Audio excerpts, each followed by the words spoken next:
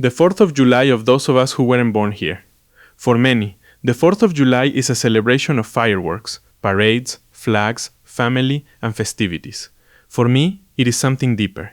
I was not born in the United States. I did not grow up with its anthem, its heroes, or its symbols as a natural part of my childhood. My first homeland was another. My first land was another. My first accent, my first streets, my first customs belonged to another place. And that cannot be erased. Yet, ever since I was a child, there was always an instinct, an affinity toward this nation. An affinity that survived the years and the school lectures that tried to teach me to hate it, portraying it solely as an abusive imperialist power. With time and observation, one understands that the nation where one is born closely resembles family. It is not chosen. One enters a world in a place that already exists before them. They are handed a language, a history, a flag, a way of looking at life. And over time, that place becomes a root. It becomes memory. It becomes a sort of mother. Imperfect, contradictory, yet deeply bound to who one used to be. But life also allows one to discover something more, that the land where you are born is one thing, and the nation with which you identify by dignity and conviction is another entirely. That is where another kind of love is born.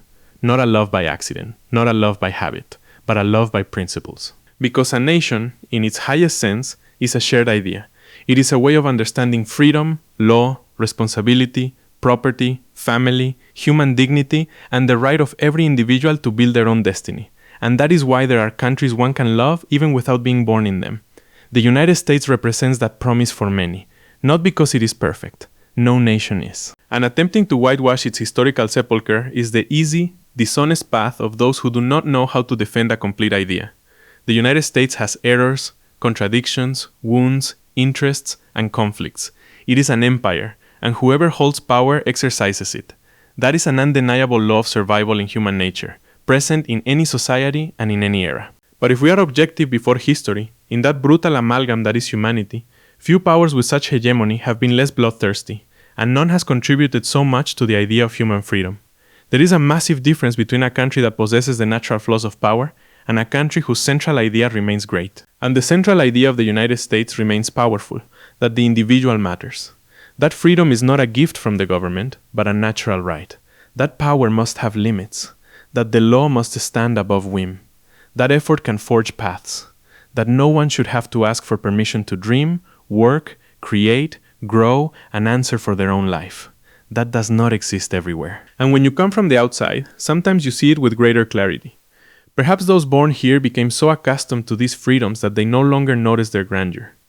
But those who have seen other systems, other mindsets, other forms of resignation or control, understand that what exists here is no small thing. That is why the 4th of July should not just be a national holiday for those born on this soil.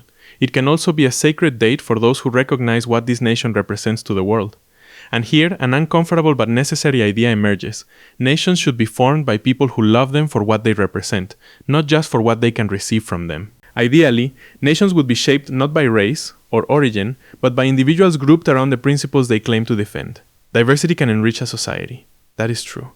Different ideas can correct mistakes, broaden the gaze, and prevent a nation from becoming blind to itself.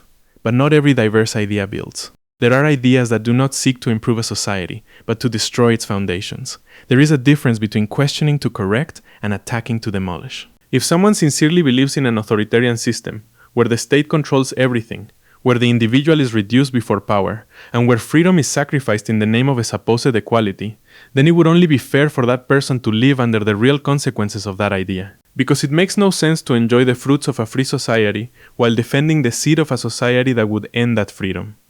In an ideal world, each person could choose their nation by moral affinity, by conviction, by the principles they are willing to respect, defend, and sustain. And also, in that ideal world, each person would be forced to live under the consequences of the ideas they claim to love.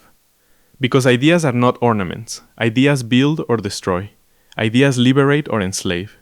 Ideas elevate the human being or reduce them to a piece of a system. And that is why destructive ideas should not have the privilege of hiding under the roof of the societies they wish to tear down. That does not mean demanding absolute uniformity.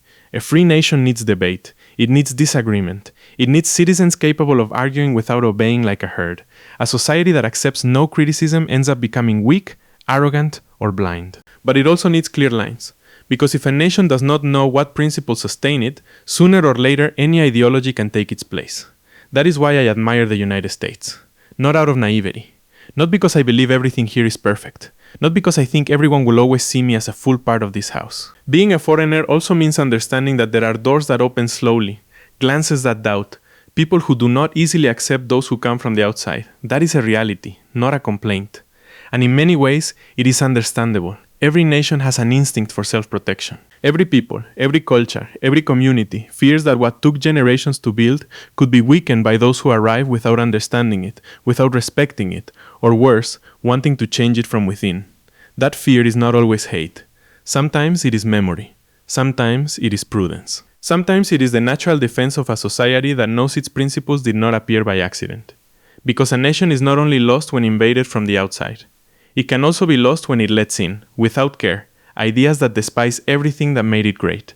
That is why it is understandable that distrust exists. It is understandable that there is resistance. It is understandable that many look with caution at the foreigner who arrives, because not everyone who arrives comes to be grateful, to build, and to respect.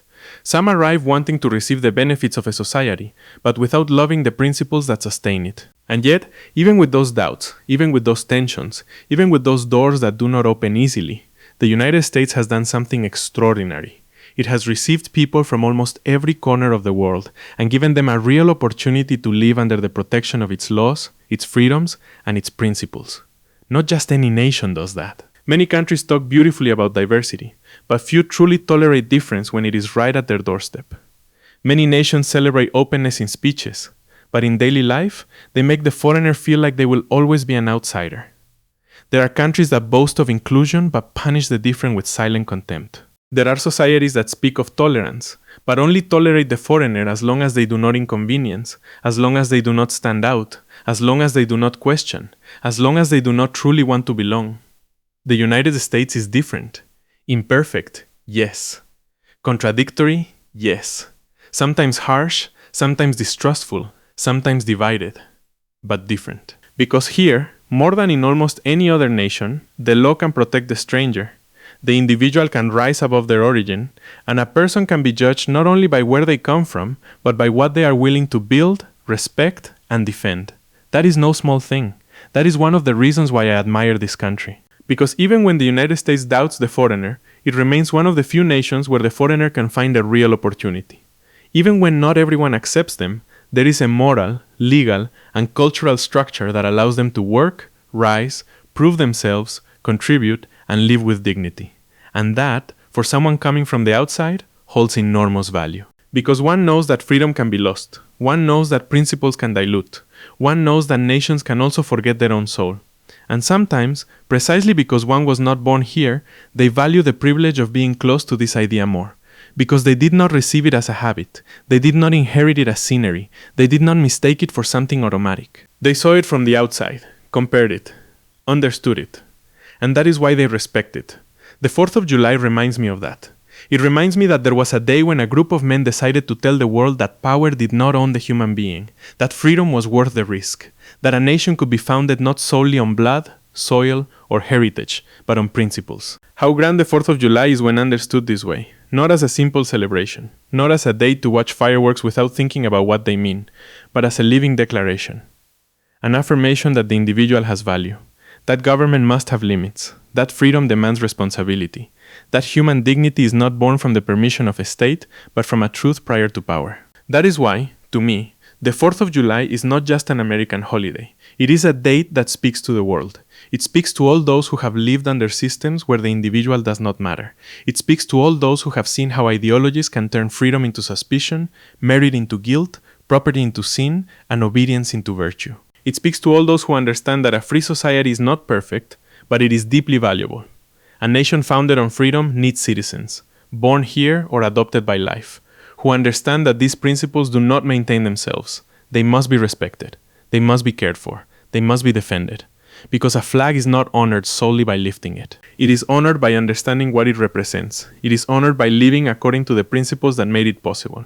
It is honored by rejecting the ideas that, in the name of justice, end up destroying freedom. That is why, to me, loving the United States is not a pose. It is gratitude. It is respect. It is recognition.